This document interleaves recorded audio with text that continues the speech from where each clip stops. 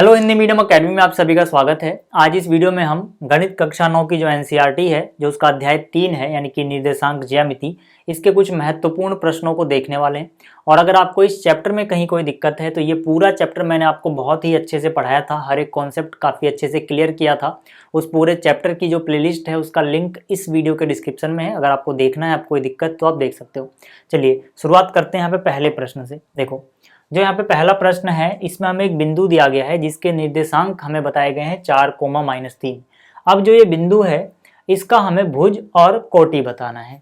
तो याद करो जब मैंने आपको ये चैप्टर पढ़ाया था तब मैंने आपसे कहा था कि अगर अपने पास कोई भी बिंदु होगा, ठीक है ना, अभी हम 2 डायमेंशन में बात कर रहे हैं, तो जो पहले हम बताएंगे वो उसका x निर्देशांक होगा और जो बाद में हम बताएंगे वो उसका y निर्देशांक होगा, ठीक है। और x निर्देशांक जो होगा उसी को हम भुज बोलते हैं, यानी कि किसी बिंदु का जो x निर्देशांक है उसी को एक और नाम दिया जाता है भुज, ठीक है। और बिंदु का जो y निर्देशांक होता है उसी को हम बोलते हैं कोटि, ठीक। तो देखो अपने पास क्या है, अपने पास जो बिंदु है वो है 4, -3। तो मैंने क्या बोला, जो x निर्देशांक होगा उसी को भुज बोलेंगे। तो यहाँ पे देखो x निर्देशांक कितना है 4, तो मतलब भुज कितना हो जाएगा 4, और y निर्देशांक जो होगा उसे कोटि बोलेंगे, यानी कोटि कितना होगा -3। ये तो समझाने के लिए है। आप लिखोगे कैसे, आप सीधा लिख दोगे बिंदु का भुज बराबर, ठीक है, जो पहले मिला यानी कि 4 वो भुज हो गया, और जो कोटि है वो कितना हो गया -3। आपको लिखना है इस तरह से, ठीक है। इसको थोड़ा और अच्छे से लिख सकते हो, आप पूरा लिखना बिंदु का भुज बराबर 4, बिंदु की कोटि बराबर -3, ठीक है ना। ये चीज़ समझाने के लिए। लेकिन याद रखने वाली बात क्या है या समझने वाली बात क्या है कि जो x निर्देशांक है उसे ही भुज बोला जाता है और जो y निर्देशांक है उसे कोटि बोला जाता है। और हमेशा पहले x निर्देशांक लिखा जाएगा, उसके बाद y निर्देशांक लिखा जाएगा, यानी कि जो पहले लिखा है हमेशा वो x ही होगा। तो पहले 4 था यानी कि x की वैल्यू है, ठीक है ना, x निर्देशांक की वैल्यू है, तो ये हो गया भुज यानी कि 4, और बाद में -3 लिखा है मतलब ये कोटि की वैल्यू है -3, ठीक है। आप देखो जो दूसरा प्रश्न है इसमें क्या बोला गया है, इसमें बोला गया है बिंदु 4, 1 की x अक्ष से दूरी बताओ। मतलब हमें कोई बिंदु के निर्देशांक पता है 4, 1, हमें पूछा गया है कि ये जो बिंदु है ये x अक्ष से कितनी दूरी पे होगा। तो इसका सिंपल ट्रिक आप याद रख सकते हो, अगर x अक्ष से दूरी पूछी जाए, है ना, x अक्ष से दूरी पूछी जाए तो हमेशा आप क्या करते हो, जो उसका y निर्देशांक है वो बता देते हो, ठीक है। लेकिन याद रहे चाहे y निर्देशांक ऋणात्मक हो या धनात्मक, आप धनात्मक में ही हमेशा बताओगे। मतलब यहाँ -1 होता तब भी दूरी 1 ही आती, +1 है तब भी 1 आएगी, या फिर आप ऐसे याद रख सकते हो, आप इसका मोड ले सकते हो, ठीक है, ये इतना ही आएगा, ठीक है। तो x अक्ष से दूरी पूछी थी, क्योंकि यहाँ पे x अक्ष से दूरी पूछी तो मैंने क्या बताया, इसका y निर्देशांक का मोड ले लिया। अगर y से दूरी पूछी होती तो मैं 4 बताता, ठीक है ना, -4 होता तब भी +4 बताता। सिंपल सा याद रखना। अच्छा ऐसा क्यों हो रहा है, ठीक है, ऐसा क्यों हो रहा है, इसको अगर आप समझना चाहो तो आप ग्राफ से समझ लो, ठीक है। अभी मैं क्या करता हूँ, इसको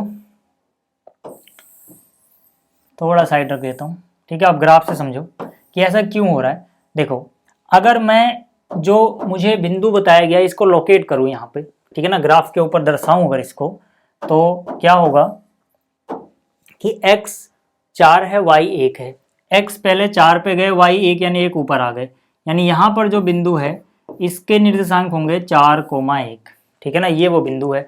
हमसे क्या पूछा गया, हमसे पूछा गया x अक्ष से दूरी बताओ। ये वाला जो अक्ष है ये कौन सा x होता है, ये होता है x अक्ष। अब इससे दूरी का मतलब होता है लंबवत दूरी, जो ये बिंदु है इससे लंबवत दूरी देखो कितना आ रहा है, 1 ऊपर गया, यानी 1 यूनिट आ रहा है, 1 इकाई। और y भी देखो इसका कितना है 1, यानी कि कोई बिंदु x अक्ष से कितनी दूरी पर होगा, जितना उसका y निर्देशांक होगा, ठीक है।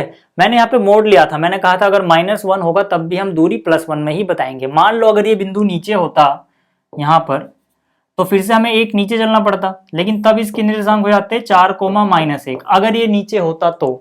लेकिन दूरी ऋणात्मक नहीं होती तो दूरी के लिए फिर से आप -1 नहीं बोलते बल्कि +1 ही बोलते। इसीलिए मैंने क्या बोला कि या तो आप मोड लेके दिखाओ या फिर आप सिंपली याद रखो कि चाहे ये +1 है या -1 है, दूरी के लिए हम माइनस हटा देंगे, ठीक। इसी तरह से अगर यही बिंदु y से पूछा जाता कितनी दूरी पे है, तो देखो वाई अक्ष तो ये वाला है, अब वाई से कितनी दूरी पे है ये, वाई से जो इसकी दूरी है वो ये रही। अगर आप गिनोगे तो कितना, 1 यूनिट, 2 यूनिट, 3, 4, यानी यहां से यहां तक जाने के लिए 4 इकाई चल रहे हो आप। यानी कि जब y से दूरी पूछी गई तो आपने सीधा सीधा x जो इसका निर्देशांक है वो देख लेना है, कितना है 4। ठीक है, तो ट्रिक क्या है, सिंपल सी बात, x अक्ष से दूरी पूछी जाए तो उसका y निर्देशांक बता दो, y अक्ष से दूरी पूछी जाए तो उसका x निर्देशांक बता दो। ध्यान रखना है कि चाहे यहाँ प्लस हो या माइनस हो, आंसर हमेशा प्लस में बताना है, मतलब -4 होगा तब भी हम +4 में ही बताएंगे। ठीक है, मतलब उसका मोड लेके। चलिए ये चीज आपको समझ में आ गई। अब अगला क्वेश्चन देखते हैं। अगला क्वेश्चन भी ऐसा ही है, बट यहाँ पे हमें y से दूरी बतानी है। हमसे क्या बोला गया, बिंदु 5,6 की y अक्ष से दूरी बताओ। ठीक है, तो यहाँ आप लिख सकते हो कि भाई इसकी जो y अक्ष से दूरी होगी, y अक्ष से दूरी, मैंने क्या बोला अभी आपको कि हम हमेशा क्या देखेंगे, अगर y से पूछा है तो x देखेंगे, तो y से पूछा है ना तो x देखो कितना है इसका 5। ठीक है ना, अब इसका मॉडुलस 5 लोगे तब भी आंसर 5 ही आएगा। जिसको मोड अभी ज़्यादा कुछ नहीं पता, जब मैं पढ़ाऊंगा तब समझ में आ जाएगा, बट अगर अभी नहीं पता तो सीधा ध्यान रखना, अगर -5 होता तो हम आंसर 5 ही लिखते। ठीक, ऐसे ही देखो अगला क्या है, अगला है -3, -4 की x व y अक्ष से दूरी बताओ। मतलब यहाँ पे दोनों से दूरी पूछ ली है, तो यहाँ पे मैंने लिखा x अक्ष से दूरी, x से दूरी बतानी है तो हम क्या करेंगे, जब x से दूरी बतानी है तो हम y देख, y कितना है -4, लेकिन यहाँ -4 नहीं, बल्कि या तो आप याद रखो माइनस हटा के सीधा +4 ही लेना है, या फिर जो भी है उसका मोड लेना है। मोड क्या करता है, अंदर अगर कोई ऋणात्मक वैल्यू है तो उसे धनात्मक बना देता है। ठीक है, इसी तरह से अगर मैं बात करूं y अक्ष से दूरी इसी बिंदु की, ठीक है, कितना हो जाएगा, फिर से मॉडुलस लोगे, y की बात कर रहे हैं तो हम हमेशा क्या देखेंगे, x। ठीक है ना, y से दूरी है तो x देखो कितना है, -3 है, बट हम -3 ना लिख के +3 लिखते या फिर मोड में लिख दो उसे। ठीक है, तो ये हो गया। ठीक है, इसके आगे आप चाहो तो एक और चीज लिख सकते हो, इकाई। ठीक है ना, दूरी की कोई इकाई तो होगी भाई, यहाँ पे मीटर, किलोमीटर, ठीक है, सेंटीमीटर, जो भी है, आप चाहो तो इकाई लिख दो, ज्यादा अच्छा रहेगा। चलिए आगे चलते हैं। अगला क्या है, बिंदु 4,3 का प्रतिबिंब x के सापेक्ष में क्या होगा। पहले इस क्वेश्चन को समझ लो, फिर इसका ट्रिक मैं आपको बता दूंगा, आप डायरेक्ट आंसर कैसे लिख सकते हो। पहले क्वेश्चन समझो पूछ क्या रहा है ये अगर हम ग्राफ से समझे तो हमें जल्दी समझ में आ जाएगा। देखो सबसे पहली बात, यहाँ पे कोई बिंदु है जिसके निर्देशांक है 4,3। ठीक, अब क्वेश्चन में ये बोला गया है कि इसका प्रतिबिंब बताओ किसके सापेक्ष में, x अक्ष के सापेक्ष में। यहाँ पे किसी अक्ष के सापेक्ष में कहने का ये मतलब है कि ये जो x है, जो भी अक्ष है, इसको अगर हम एक दर्पण मान लें, यानी कि x अक्ष को एक दर्पण मान लो, समतल दर्पण, तब इस बिंदु का जो प्रतिबिंब दिखेगा वो क्या होगा, मतलब उसकी लोकेशन क्या है, उसके निर्देशांक क्या है, इसकी परछाई, मतलब परछाई नहीं, प्रतिबिंब के। ठीक, तो यहाँ पे है 4,3, अगर मैं बना के दिखाऊं तो x 4, ठीक है, y 3, यानी y 3 ऊपर चले जाओ यहाँ पर। ठीक है, सफेद कलर नहीं दिख रहा होगा तो दूसरा कलर ले लेते हैं। ये बिंदु जो है ना, इसका x निर्देशांक है 4, y है 3।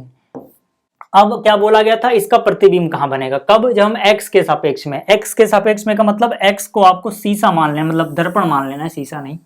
ठीक है, तो ये रहा अपना दर्पण, यानी कि x अक्ष, इसके सामने कोई खड़ा है, क्योंकि ये प्लेन मिरर है, समतल दर्पण है, तो समतल दर्पण के बारे में साइंस में आपने एक बहुत सिंपल सी चीज पढ़ी होगी कि इसका सिंपल सा एक नियम है कि कोई वस्तु इसके सामने जितनी दूरी पे खड़ी होगी, ठीक है, उतना ही पीछे इसका प्रतिबिंब बनेगा। तो ये कितना दूरी पे है, देखो 1, 2, 3 इकाई पे। आप ऐसे भी देख सकते हो, x अक्ष से दूरी के लिए y कोऑर्डिनेट देख लो, यानी 3 ऊपर है तो इसका प्रतिबिंब 3 नीचे बनना चाहिए, 1, 2, 3, यानी इसका प्रतिबिंब यहाँ कहीं बनेगा। ये जो बिंदु होगा यही तो है इसका प्रतिबिंब। अगर ये शीशा है, इसके सामने मान लो यहाँ पे आप खड़े हो, तो आपकी जो प्रतिबिंब है वो कहाँ दिखाई देगा, इसके उतना पीछे। ये 3 इकाई आगे है तो ये 3 इकाई पीछे बनेगा। ठीक है, तो यहाँ पर देखो, इस बिंदु के निर्देशांक के लिए पहले हम x देखेंगे, तो x तो इसका 4 ही है, ठीक है ना, x तो इसका 4 ही है, लेकिन y कितना हो गया, y -3 हो गया, क्योंकि जब आप ऊपर देखोगे y तो +3 होगा, तो नीचे -3 होगा, यानी जो इसका प्रतिबिंब बना वो 4,3 का 4,-3 बन गया। अब इसका ट्रिक क्या है, ट्रिक ये है सीधा सीधा, अगर आपको इतना दिमाग नहीं लगाना तो आप सिंपल सा ट्रिक याद रखना कि भाई जिसका प्रतिबिंब पूछा जा रहा है, जिस अक्ष के सापेक्ष में पूछा जा रहा है उसमें कोई चेंज नहीं आएगा। यहाँ पे x अक्ष के सापेक्ष में पूछा गया तो x निर्देशांक में कोई चेंज नहीं आएगा। x निर्देशांक 4 था, x निर्देशांक अभी भी 4 है, ठीक। लेकिन जो y निर्देशांक होगा उसका निशान बदल जाएगा। मतलब अगर यहाँ +3 है तो -3 हो जाएगा, पहले से अगर -3 होता तो +3 हो जाता, ठीक है। तो मतलब अगर हम इसका डायरेक्ट आंसर लिखना चाहें तो x के सापेक्ष में पूछा था, x को ऐसे ही रहने दो, y का निशान चेंज कर दो, बन गया इसका प्रतिबिंब, ठीक। तो ये हो गया। इसी तरह से अगर y के सापेक्ष में पूछा होता तो y के सापेक्ष में पूछने का मतलब होता कि वहां पे आप y को दर्पण मान रहे हो। याद रखना, अगर ये y के सापेक्ष में पूछता तो क्या मतलब होता कि हम y को दर्पण मान रहे हैं। अगला सवाल उसी पे है, बट एक बार यहां समझा दूं। देखो यहां पे हम क्या करेंगे, अब y को दर्पण मान के चलेंगे, यानी यहां पे दर्पण रखा हुआ है और इसके सामने कोई खड़ा है।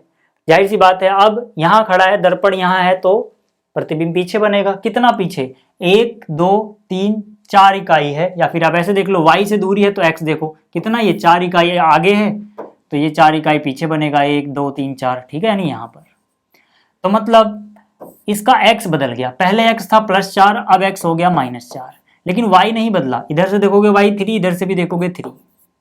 मतलब अगर y अक्ष के सापेक्ष में पूछता तब y सेम रहता, y 3 का 3 रहता, x का निशान बदल जाता। तो कहने का मतलब है, फिर से समझा दो एक बार, आखिरी बार बोल रहा हूं ये, कि जिस भी अक्ष के सापेक्ष में प्रतिबिंब पूछा जाए किसी बिंदु का, उस अक्ष को समझ लो कि वो दर्पण है, ठीक है। और अगर आपको इतना दिमाग नहीं लगाना तो सीधा समझ लो, जिस अक्ष के सापेक्ष में पूछा जाए वो बिल्कुल सेम टू सेम रहेगा और दूसरा वाला का निशान बदल जाएगा। जैसे अगला क्वेश्चन है, मैं डायरेक्ट क्वेश्चन करूंगा, आंसर दूंगा इसका। यहाँ पे बिंदु 4,3 का प्रतिबिंब बताना है y के सापेक्ष में, तो सीधा सीधा हम बोलेंगे जो इसका प्रतिबिंब होगा, क्योंकि y के सापेक्ष में पूछा गया है तो y तो ऐसा ही रहेगा, 3 तो ऐसा ही रहेगा, लेकिन जो इसका x निर्देशांक है उसका निशान बदल जाएगा, +4 से -4, खत्म, ठीक है। चलिए अब देखो जो अगला क्वेश्चन है, इसमें क्या बोला गया है, हमें कुछ बिंदु बताए गए हैं और हमसे पूछा गया वो किस चतुर्थांश में है।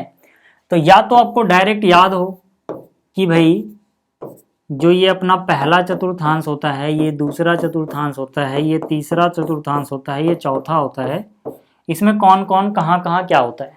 तो यहाँ पे ठीक है, डायरेक्ट याद रख सकते हो आप, पहला x प्लस वाई प्लस, यानी कि इसमें दोनों प्लस प्लस क्या होते हैं, ठीक है। यानी जिस बिंदु में x पॉजिटिव है y भी पॉजिटिव है उसको आप बोल दो फर्स्ट क्वाड्रेंट में या फर्स्ट चतुर्थांश में है। जिसमें x नेगेटिव है y पॉजिटिव है वो दूसरे में आएगा, दोनों माइनस के हैं वो तीसरे में आएगा, और पहला प्लस है दूसरा माइनस है, यानी x प्लस वाई नेगेटिव, तो ये इसमें आएगा, ठीक। इसको याद रखने का ट्रिक बड़ा सिंपल है, इतना तो हम सबको पता होता है, x जो होता है इस तरफ यानी कि राइट साइड में प्लस का होता है और y ऊपर प्लस का होता है, ठीक है।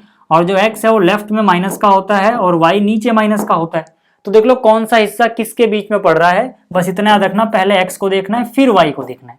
ऑर्डर क्या होगा, पहले x को देखेंगे फिर y को। जैसे मैं पहले हिस्से की बात करूं तो जो पहला हिस्सा है वो किस किस के बीच में है, जाहिर सी बात है वो इसके और इसके बीच में है ना, पहला हिस्सा जहां पे मैंने टिक लगाया है। तो यहाँ पे अगर आप x को देखोगे तो इस तरफ तो x प्लस का होता है, यानी x प्लस हो गया, y क्या होता है प्लस का। अगर भूल जाओ तो इतना दिमाग लगाना है, ठीक है। और अगर इसी तरह से मैं दूसरे की बात करूं तो दूसरा वाला जो क्वाड्रेंट है यानी चतुर्थांश ये वाला, ये जो हिस्सा है किसके किसके बीच में पड़ रहा है, इसके बीच में पड़ रहा है, ठीक है। तो यहाँ पे अगर हम पहले x को देखेंगे तो x लेफ्ट में है नेगेटिव होता है, y ऊपर पॉजिटिव होता है यानी माइनस प्लस। इसी तरह से आप सबको, ठीक है ना, 1 मिनट लगेगा आपको ये बनाने में अगर भूल गए हो तो। चलिए अगर आपको ये बनाना आता है या फिर ये याद है तो हम कोई भी बिंदु बता सकते हैं कहाँ पे होगा। जैसे पहला यहाँ पर है a, कितना 2,3। अब यार देखो 2 भी प्लस का है 3 भी प्लस का है, इसमें से कोई ऋणात्मक तो है नहीं, दोनों ही प्लस के हैं। दोनों ही प्लस का कहाँ होता है, पहले चतुर्थांश में, तो जाहिर सी बात है ये बिंदु कहाँ होगा, ये पहले चतुर्थांश में होगा, ठीक। इसी तरह से अगर मैं b की बात करूं तो इसका x नेगेटिव है y पॉजिटिव है, x नेगेटिव मतलब इधर, y पॉजिटिव मतलब उधर, यानी इनके बीच वाला हिस्सा क्या है, दूसरा क्वाड्रेंट। या फिर आप ऐसे भी याद रखो, पहला देखो ऋणात्मक है माइनस का, दूसरा प्लस का, तो माइनस प्लस किस में है, सेकंड में, तो यानी ये किस में हो जाएगा, दूसरे चतुर्थांश में, ठीक है। इसी तरह से अगर मैं c की बात करूं, -3 -4, यहाँ पे देखो x भी माइनस का है, y भी माइनस का है, दोनों माइनस के किस में होते हैं, तीसरे में। तो मतलब क्या, ये कौन से चतुर्थांश में चला गया, तीसरे में। अगर मैं बात करूँ d की, तो d में x पॉजिटिव है, y माइनस का है, ठीक है। तो यानी x प्लस का, y माइनस का, प्लस माइनस किस में, चौथे में। तो ये कौन से चतुर्थांश में चला गया, चौथे में। अगर मैं e की बात करूं, e के निर्देशांक क्या है, 5,0, ठीक है। यानी ये प्लस का है, जीरो, जीरो ना प्लस का होता है ना माइनस का, न्यूट्रल है। तो इसके लिए सिंपल सा आपको याद रखना है कि अगर एक निर्देशांक जीरो है तो हमें देखना है कौन सा जीरो नहीं है, उस अक्ष पे होगा। यानी ये किसी चतुर्थांश में नहीं है बल्कि अक्ष पे स्थित है। जैसे x 5 है, y 0 है, तो यहाँ से अगर देखो 1 2 3 4 5 होता कहीं, तो यहाँ पे इस बिंदु को अगर हम दर्शाते तो यहाँ पे आता x 5 y 0। y 0 का मतलब ना ऊपर जा सकते हैं ना नीचे। तो इसीलिए जिसका y निर्देशांक 0 होता है वो बिंदु x अक्ष पर होता है। तो ये किसी चतुर्थांश में ना होके सीधा सीधा x अक्ष पर ही स्थित है। और इसी तरह से अगर मैं f की बात करूं तो उसमें 0,5 है, यहाँ पे x 0 है, y 0 नहीं है। जो 0 नहीं है उस अक्ष पे है ये। अगर कोई एक 0 है तो पक्की बात है वो अक्ष पे होगा, चतुर्थांश में नहीं होगा। तो इसका x 0 है तो मतलब ये y अक्ष पे है, ठीक है। अच्छा, अगर दोनों 0 हो जाएं, इसीलिए मैंने अगला केस भी रखा है 0 0, तो ये तो मूल बिंदु के निर्देशांक हैं। जो मूल बिंदु होता है वो दोनों अक्षों पे होता है। मूल बिंदु मतलब ये, ठीक है। तो इसका अलग से ही नाम हो गया मूल बिंदु, ठीक है। ये तो मूल बिंदु ही है, ठीक है। तो ये आपको समझ में आ गया होगा। चलिए अगला सवाल देखते हैं, ठीक है। ये जो सवाल है, इस तरह के क्वेश्चन भी बहुत पूछे जाते हैं, ठीक। क्या बोला गया यहाँ पे, यहाँ पे बोला गया आकृति को देख कर ज्ञात करो P का भुज, M की कोटि, ठीक है, Q के निर्देशांक और 0,3 द्वारा पहचाना गया बिंदु। एक एक करके बात करते हैं। पहले बात करते हैं P का भुज कितना होगा, ठीक है। P आपको बिंदु नजर आ रहा है क्या कहीं, ये रहा, ठीक है। भुज का मतलब मैंने क्या बताया, x निर्देशांक। तो P का x निर्देशांक देखना है तो x की तरफ देखो एकदम सीधा, कितना नजर आ रहा है, 4। यानी कि जो P का भुज है वो हो गया 4, ठीक है। यानी P का भुज 4 है। अगर पूरा पूछा होता कि निर्देशांक बताओ तो हम भुज और कोटि दोनों बताते, यानी 4,3। बट पूरा पूछा नहीं गया, हमसे सिर्फ क्या बोला गया, हमसे सिर्फ बोला गया है कि भैया इसका भुज बता दो, ठीक है। तो हमने भुज बता दिया। आगे क्या बोला गया है, m की कोटि, यानी कि जो m है उसका कोटि का मतलब है सिर्फ y निर्देशांक बताना है, x नहीं बताना, ठीक है। तो m देखो ये रहा, m कहाँ पे, x अक्ष पे है। मैंने अभी आपको बताया कि कोई बिंदु अगर x अक्ष पे है तो उसका y 0 होता है, यानी उसकी कोटि 0 होती है, ठीक है। पूरा निर्देशांक लिखूं तो x इसका 4 है, y कितना है 0, m की बात कर रहा हूं मैं, ठीक है। तो मुझे क्योंकि कोटि बतानी थी तो मैं सिर्फ इसका y निर्देशांक बताऊंगा, कितना है 0 है, ठीक। इसी तरह से जो अगला हिस्सा है इसमें बोला गया q के निर्देशांक बताओ। अब निर्देशांक का मतलब क्या हुआ, x और y दोनों ही बताने हैं। किसके लिए, q के लिए। q कहाँ पे है, ये रहा। पहले हम किसको देखते हैं, नियम है कि पहले अभी x अक्ष को देखोगे। तो x पे कितना नजर आ रहा है यहाँ पे, -6, यानी x निर्देशांक यानी कि भुज हो गया -6। और y पे कितना नजर आ रहा है, -2, ठीक है। दोनों मिलके भुज और कोटि मिलके क्या बना देंगे, इसका निर्देशांक, ठीक। अगला क्या है, 0,3 द्वारा पहचाना गया बिंदु। 0,3, पहली बात तो x 0 है यानी कि y अक्ष पे होगा। y अक्ष पे देखना है 3 कहाँ पे है, तो y पे 3 ये रहा। इसी के बिंदु क्या होंगे, x 0 है, y 3 है। कौन सा बिंदु है ये, इसका नाम इन्होंने क्या बता रखा है, देखो n। तो यहाँ पे हमें बिंदु का नाम बताना है, हम बोलेंगे n है ये नाम, ठीक है। क्या है, n। चलो ये भी हो गया। अब बात करते हैं अगले सवाल की। अगला जो सवाल है इसमें बोला गया निम्न बिंदुओं को तल पर आलेखित करो, मतलब ग्राफ बनाना है हमें, ठीक है। तो ग्राफ के लिए सबसे पहले आप कुछ ऐसा बना लेना, मैंने आप पहले से बना के रखा हुआ है। फिर क्या है, देखो अपने पास बिंदु A है जिसका x 2 है, y 3 है। x 2 मतलब राइट की तरफ, x पे 2 पे आ गए, और y 3 है, y 3 मतलब 3 ऊपर चले जाओ, यानी ये जो बिंदु है ये A है, x 2 y 3, ठीक है ना। x कितना है 2, y कितना है 3। तो यहाँ पर देख लो, चाहे आप अगर x की तरफ देखोगे तो आपको क्या नजर आएगा, यहाँ पे 2, y की तरफ देखोगे एकदम सीधा देखना है मतलब लंबवत, तो कितना नजर आएगा 3। तो ये हो गया अपना बिंदु A। ठीक है, समझ में आ रहा है ना? अगर कोई दिक्कत है तो बता देना यार कमेंट में। ठीक है, वैसे तो मैं बिल्कुल आराम से प्यार से पढ़ा रहा हूँ, समझ में आ रहा होगा। देखो B क्या है, 1,-2। पहले हम x पे ध्यान देंगे, x कितना है 1, यानी x पे 1 आगे आ गए। फिर क्या है -2, y माइनस का मतलब नीचे जाना है, तो 2 नीचे चले जाओ यानी यहाँ पर। तो यहाँ पे x कितना है, ये जो बिंदु है इसका नाम पहले लिख दो B। x कितना है 1, y कितना है -2। ठीक, इस तरह से C जो है 0,3 है। जाहिर सी बात है इसका x 0 है यानी ये y अक्ष पे स्थित है। ठीक है, तो y पे x 0, y पे 3 देखो कहाँ, ये रहा। ठीक है, ये जो बिंदु है ये क्या है, ये C है। C के निशान क्या है 0,3। अगला बिंदु D है। ठीक है, D पे x -3 है, x -3 देखो ये रहा, y 0 है मतलब ये x अक्ष पे ही स्थित होगा। ये बिंदु हो गया D -3,0। ठीक है, तो उम्मीद करता हूँ आपको ये सारे सवाल समझ में आ गए होंगे। इस वीडियो में इतना है। इस चैप्टर से इसी तरह के सवाल पूछे जाते हैं, ज़्यादा कठिन नहीं पूछा जाता कुछ क्लास 9 में। ठीक है, तो अगर आपकी तैयारी इतनी है कि आपको ये सब कुछ समझ में आ रहा है जो मैंने पढ़ाया, तो एग्जाम में जो क्वेश्चन आएंगे आराम से आप कर पाओगे। इस वीडियो को देखने के लिए धन्यवाद। जल्दी ही मिलेंगे अगली वीडियो में।